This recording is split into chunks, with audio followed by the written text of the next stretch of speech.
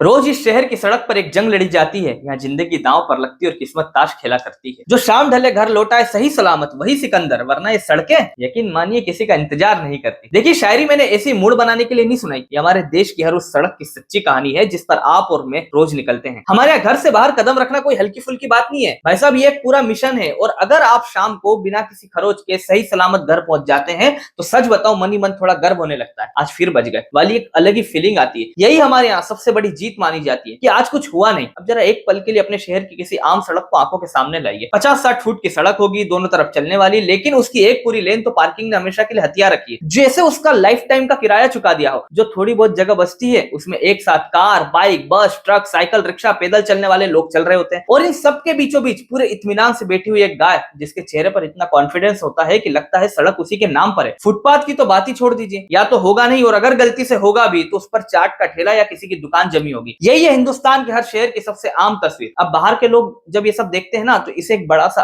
प्यारा सा नाम देते हैं, ऑर्गेनाइज्ड काओस, यानी सलीके से सजाई गई अफरा तफरी। सुनने में तो लगता है जैसे तारीफ कर रहे हो, वाह इतनी बेतरतीबी में भी तुम लोग गाड़ी निकाल लेते हो, कमाल है। पर मैं आपको सच बताऊं, ये ऑर्गेनाइज्ड काओस वाली कोई रोमांटिक चीज नहीं है। ये सीधा सीधा एक डेथ ट्रैप है, मौत का जाल है। और ये मैं ड्रामा करने के लिए नहीं कह रहा, मेरे पास पूरे आंकड़े हैं जो थोड़ी देर में आपके होश उड़ा देंगे। पर उससे पहले चलिए गेम खेलते हैं। इस गेम का नाम है एनएफएस, या नहीं भाई, नीड फॉर स्पीड नहीं, हमारा वाला need for safety Indian edition. और इसमें 4 खिलाड़ी है जो आपको आपकी अपनी जिंदगी में जरूर टकराए होंगे। पहला खिलाड़ी करण, 22 साल का लड़का, दिल्ली का रहने वाला, घर में प्रॉपर्टी का काम है और थोड़ी ऊंची पहुंच वाले लोग हैं। घर के बाहर 3 गाड़ियां खड़ी है, एक काली थार, एक क्रेटा और एक सफेद फॉर्च्यूनर। करण रोज अपनी थार में कॉलेज जाता है। अब जरा ध्यान से सुनिएगा, क्योंकि करण सिर्फ एक लड़का नहीं है, एक पूरी मेंटेलिटी है। शीशे काले करवा रखे हैं जैसे वो, जो कि वो इलीगल है। पर करण को रोकेगा कौन? पीछे बड़ा सा स्टिकर, आगे किसी झंडे का जुगाड़, और शौक के लिए गाड़ी में 1-2 चालान तो हमेशा पेंडिंग रहते ही हैं। इंस्टाग्राम पर उसकी रील्स भरी पड़ी है जिनमें वो बीच सड़क पर ट्रैफिक रोककर थार से स्टंट मारता है। 2-4 छोटे मोटे एक्सीडेंट भी कर चुका है, पर आज तक ट्रैफिक पुलिस ने उसे नहीं छेड़ा। क्यों? क्योंकि करण को पता है कि कुछ भी गड़बड़ हो जाए, बस एक फोन घुमाना है, आगे सब अपने आप सेटल हो जाएगा। इस किरदार को मैं कहता हूँ प्रिविलेज की बुलेट प्रूफ जैकेट पहनकर घूमने वाला बंदा। इसका असली खेल तो रात में दिखेगा, जरा रुकिए। अब दूसरा खिलाड़ी सोहन, 28 साल का, एक फूड डिलीवरी ऐप का डिलीवरी पार्टनर, गाजियाबाद में 2 कमरों के किराए के मकान में 5 लोगों के साथ रहता है और घर में अकेला कमाने वाला वही है। एक इलेक्ट्रिक स्कूटी है, वो भी लोन पर। सुबह 9 बजे निकलता है और 12-14 घंटे की शिफ्ट खींचता है। अब गेम का सबसे जालिम रूल सुनिए, अगर 30 मिनट में ऑर्डर डिलीवर नहीं हुआ तो कस्टमर को खाना फ्री और उसके पैसे सोहन की जेब से कटेंगे। जरा सोचिए, जो इंसान महीने के 25-30 हजार में 5 लोगों का घर चला रहा है, उसके सिर पर हर ऑर्डर एक टिक टिक करती घड़ी की तरह लटका रहता है। इसलिए वो कट मारता है, रेड लाइट के आखिरी सेकंड में निकल जाता है, फुटपाथ पर स्कूटी चढ़ा देता है। ये उसकी बदतमीजी नहीं है, उसकी मजबूरी है। और ये सिर्फ सोहन की कहानी नहीं है। एक स्टडी में सामने आया कि मुंबई में जिन डिलीवरी राइडर से बात की गई उनमें से लगभग हर दूसरा किसी न किसी हादसे का शिकार हो चुका था और करीब 3/4 लोग तो कई बार बाल बाल बचे थे। और सबसे दर्दनाक बात, जब सोहन जैसा कोई राइडर रात को किसी फ्लाईओवर पर मरता है तो सरकारी रिकॉर्ड में वो सिर्फ एक 2 व्हीलर डेथ बनकर रह जाता है। ये कहीं दर्ज ही नहीं होता कि वो उस दिन की 14वीं डिलीवरी पर था। यानी सोहन जैसे लोग मरते भी हैं तो बेनाम। तीसरा खिलाड़ी रमेश, 35 साल का, पुरानी दिल्ली का रहने वाला, किराए का ई रिक्शा चलाता है। एक कमरे में बीवी और 2 बच्चों के साथ रहता है। सुबह 7 से रात 10 बजे तक गलियों में चक्कर काटता है। दिन अच्छा गया तो 500 वरना 300-400। पर रमेश के साथ एक बड़ी प्रॉब्लम है, उसके पास लाइसेंस ही नहीं है, ना उसे रूल्स पता है, ना लेन का मतलब, इंडिकेटर तो उसकी डिक्शनरी में शब्द ही नहीं है। सिग्नल पर 5 सेकंड रुकते ही उसका हाथ अपने आप हॉर्न पर चला जाता है, जैसे हॉर्न बजाने से लाल बत्ती को शर्म आ जाएगी और वो हरी हो जाएगी। और रमेश अकेला नहीं है, अकेले दिल्ली में 2 लाख से ज्यादा ई रिक्शा है जिनमें आधे से ज्यादा अनरजिस्टर्ड है। पर सच ये भी है कि यही रमेश आपके मेट्रो स्टेशन से घर तक की वो लास्ट माइल चला रहा है जो कोई और नहीं चलाता। 10 रुपए में 2 किलोमीटर, यानी आपकी पूरी सुविधा उसी रमेश के भरोसे टिकी है जिसे खुद जिंदगी में कोई सुविधा नहीं मिली। और चौथी खिलाड़ी अनन्या, 26 साल की, ऑफिस पास में, तो रोज पैदल जाती है। अनन्या कहती है कि पैदल चलना सबसे सिंपल, हेल्दी और माइंडफुल चीज है। बात सही है, पर भारत में पैदल चलना कभी सिंपल नहीं होता। ऑफिस जाते वक्त ना उसे फुटपाथ मिलता है, ना जेब्रा क्रॉसिंग। जहां फुटपाथ है वहां या तो बाइक चढ़ी है या खुला गटर पड़ा है। बरसात में तो पता ही नहीं चलता कि फुटपाथ कहां खत्म हुआ और नाला कहां शुरू हुआ। तो अनन्या भी एडजस्ट कर चुकी है, सिग्नल का इंतजार नहीं करती, गाड़ियों की रफ्तार जरा धीमी दिखी नहीं कि हाथ दिखाए और सड़क पार। कभी कभी तो कान में ईयरबड्स लगाए, फोन पर स्क्रॉल करते हुए भी रोड क्रॉस कर जाती है। और यही उसकी सबसे बड़ी गलती है। पर उसकी गलती पर हंसने से पहले एक सवाल, उसके पास ऑप्शन ही क्या है? इस देश में पैदल चलने वाले की तो ना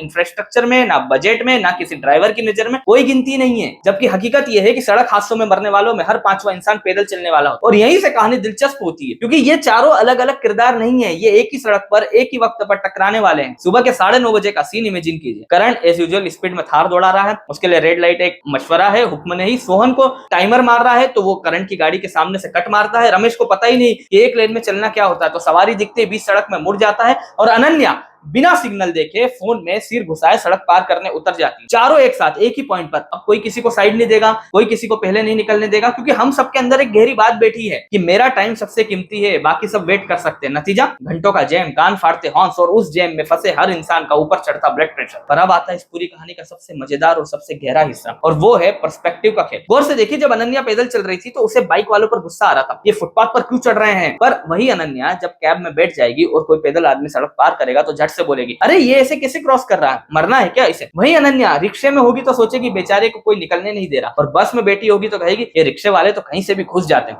समझ गए ना, हम विलेन किसी इंसान को नहीं समझते, हम उस सीट को विलेन समझते हैं जिस पर हम उस वक्त बैठे नहीं होते। और यही इस पूरी वीडियो का पहला बड़ा सबक है। प्रॉब्लम गलत लोग नहीं, प्रॉब्लम वो नजरिया है जो अपनी सुविधा को एकमात्र सच मान लेता है। जिस समाज में हर आदमी सिर्फ अपने रोल को सही ठहराता रहे, वहां कोई सिस्टम कभी ठीक नहीं होता। अच्छा, अब यहाँ एक सेकंड रुकिए। अगर आप यहाँ तक पहुंच गए हैं तो मुझे पूरा यकीन है कि आपके दिमाग में अभी एक चेहरा घूम रहा है, कोई करण, कोई सोहन, कोई अनन्या, जिसे आप पर्सनली जानते हैं। नीचे कमेंट में सिर्फ एक नाम लिख दीजिए। इन चारों में से आप कौन है, ईमानदारी से बताइएगा। कोई नहीं देख रहा, बस पूरा इंटरनेट देख रहा है। और अगर बात दिल को लग रही है तो लाइक का बटन दबा दीजिए और चैनल सब्सक्राइब कर लीजिए, क्योंकि आगे जो आ रहा है वो थोड़ा असहज करने वाला है पर बेहद जरूरी है। चलिए अब दिन से रात की तरफ चलते हैं, जहां ये डेथ ट्रैप अपना सबसे खतरनाक रूप ले लेता है। रात में सड़कों पर ट्रक्स आ जाते हैं जिनमें से एक हिस्सा शराब के नशे में चल रहा होता है। करण जैसे लड़के पार्टी के नशे में हाई बीम जलाकर थार दौड़ा रहे होते हैं, और हाई बीम का मतलब है सामने वाले की आंखों में 2 सेकंड का पूरा अंधेरा। रमेश जैसे लोग रॉन्ग साइड चल रहे होते हैं, और इसी अंधेरे में सोहन और अनन्या जैसे लोग सबसे ज्यादा कमजोर पड़ जाते हैं, क्योंकि इनके पास कोई कवच नहीं है। इनके पास ना एयरबैग, ना बड़ी गाड़ी की बॉडी, ना प्रिविलेज की जैकेट। इसलिए हमारे यहाँ हिट एंड रन इतने आम है, और ये कोई हवा हवाई बात नहीं है। आप आंकड़ा देखिए, भारत की सड़कों पर होने वाली मौतों में सबसे बड़ा हिस्सा करीब 45% दोपहिया चलाने वालों का है, और अकेले 2 व्हीलर पर हर घंटे लगभग 9 लोग जान गंवा देते हैं। यानी सोहन और रमेश जिस कैटेगरी में है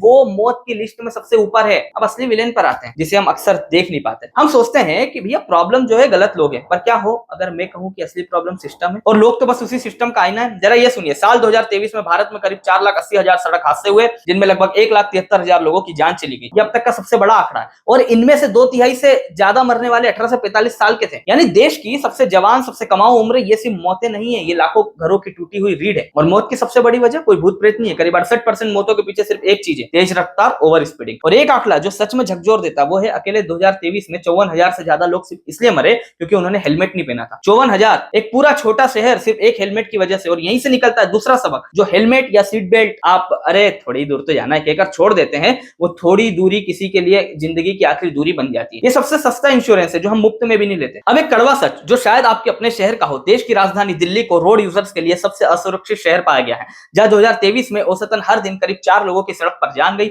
हर दिन 4 लोग, उसी शहर में जहां देश की सबसे बड़ी सत्ता बैठती है। और सबसे चुभने वाली बात यह है, साल 2000 में जहां हर 1 लाख लोगों पर करीब 8 मौतें होती थी, वही 2022 तक बढ़कर 12 हो गई। मतलब गाड़ियां स्मार्ट हो रही है, सड़कें चौड़ी हो रही है, पर मरने वाले घट नहीं रहे, बढ़ रहे हैं। ये प्रोग्रेस नहीं है, ये स्लो मोशन में चलती एक ट्रेजेडी है। तो असली दुश्मन कौन है? दरअसल भारत की सड़क सिर्फ कंक्रीट का एक टुकड़ा नहीं है, ये हमारे पूरे सिस्टम का आईना है, जहां डेवलपमेंट का मतलब सिमट कर रह गया।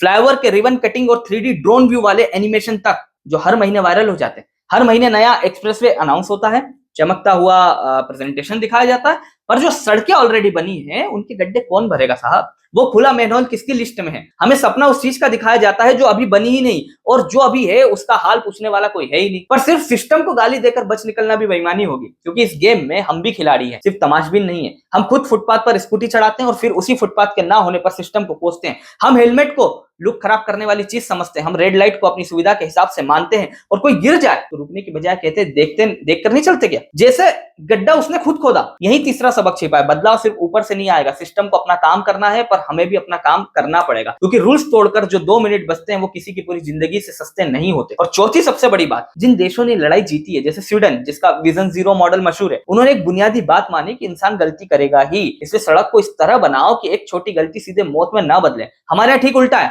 हमारी सड़क हर छोटी गलती की सजा मौत तय कर देती है। तो चौथा सबक यह है कि सेफ्टी किसी एक आदमी की जिम्मेदारी नहीं है, एक पूरी सोच है, जहां आप सिर्फ अपनी नहीं सामने वाले की जान भी थोड़ी परवाह करते हैं। असली सभ्यता सड़क पर दिखती है, संसद में नहीं दिखती। तो अगली बार जब आप घर से निकले तो एक पल रुक कर सोचिएगा, ये जो सड़क आपके सामने है ना, ये सिर्फ एक जगह से दूसरी जगह पहुंचने का रास्ता नहीं है, ये एक बैटलफील्ड है, जहां रोज एक जंग छिड़ी रहती है। करण हो या सोहन, रमेश हो या अनन्या, सब इसी सड़क पर मिलते हैं। फर्क बस इतना है कि किसी के पास प्रिविलेज की ढाल है और कोई सिर्फ अपनी किस्मत के भरोसे चल रहा है। ये सड़क किसी एक की नहीं है, पर हर कोई इसे अपनी निजी जागीर समझकर चलता है, और शायद यही है भारत की सबसे बड़ी सड़क जिसे पार करना अभी बाकी है, और वो है दूसरे इंसान को इंसान समझना। पहुंचने की सड़क। तो ये कहानी सिर्फ ट्रैफिक की नहीं थी दोस्तों, ये कहानी है हमारी सोच की, हमारे समाज की और उस सिस्टम की जिसमें हम सब फंसे हैं और एक दूसरे को ही दुश्मन समझ रहे हैं। सड़क तो बस एक बहाना थी, असली गेम तो हमारे अपने अंदर चल रहा है। अगर इस वीडियो ने आपको जरा भी सोचने पर मजबूर किया हो तो उस एक इंसान के साथ जरूर शेयर कीजिए जो बिना हेलमेट के गाड़ी दौड़ाता है या फोन देखते हुए सड़क पार करता है। हो सकता है आपका ये एक शेयर किसी की जान बचा दे। लाइक करना मत भूलिएगा, कमेंट में बताइएगा कि आप कौन से किरदार है, और अगर अब तक सब्सक्राइब नहीं किया है तो कर लीजिए। मिलते हैं अगली कहानी में, तब तक के लिए संभल कर चलिएगा क्योंकि सड़क आपका इंतजार नहीं करती। एक नए वीडियो के साथ आप सभी से जल्द मुलाकात होगी। धन्यवाद, जय हिंद।